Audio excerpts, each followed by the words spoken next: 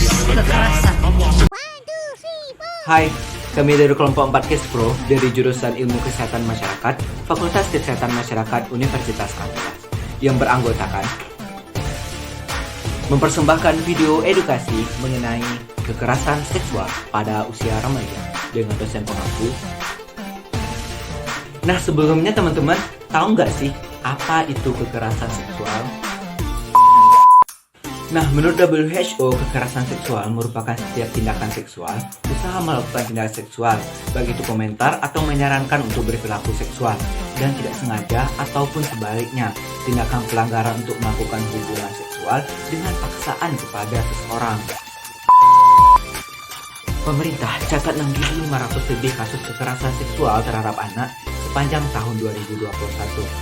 Komisi Perlindungan Anak Indonesia tahun 2010 hingga 2014 menyebutkan bahwa sekitar 40% hingga 60% dari seluruh kekerasan terhadap anak merupakan kasus kekerasan seksual. Lalu apa aja sih contoh bentuk kekerasan seksual itu?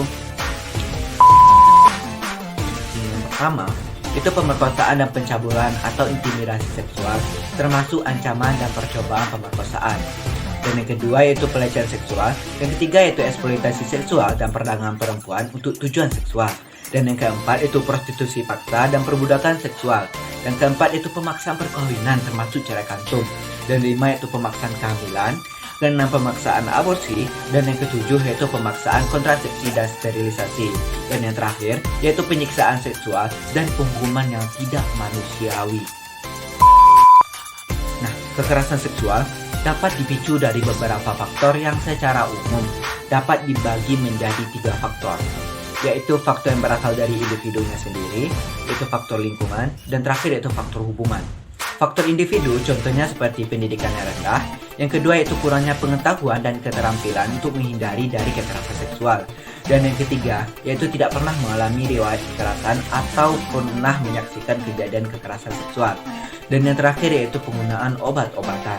Lalu untuk faktor lingkungan, ada 4 contoh. Yang pertama yaitu kebudayaan atau kebiasaan yang mendukung adanya tindakan kekerasan seksual.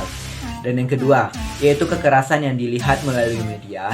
Dan yang ketiga, itu kelemahan kesehatan, pendidikan, ekonomi, hukum, dan aturan yang tidak sesuai. Dan yang keempat, yaitu kelemahan hubungan antara anak dan orang tua atau terdapat konflik di dalam keluarga. Dan faktor hubungan yaitu apabila seorang berhubungan dengan seorang penjahat atau pelaku kekerasan dan tergabung dalam geng atau komplotan. 5 bentuk kekerasan di ranah komunitas yang jumlahnya besar adalah pemerkosaan, pencabulan, pelecehan seksual, persetubuhan, dan kekerasan berbasis cyber. Nah, dampak dari kekerasan seksual ini tidak main-main ya teman-teman. Seperti dampak fisiknya, yaitu adanya memar, luka robek pada organ seksual atau masalah kehamilan. Dan dampak psikologi seperti depresif, lebih mimpi buruk, dan membatasi diri dari lingkungan, bahkan maksud sosialnya. Biasanya korban ingin mengasingkan diri dari pergaulannya. Karena itulah, hal ini harus kita cegah.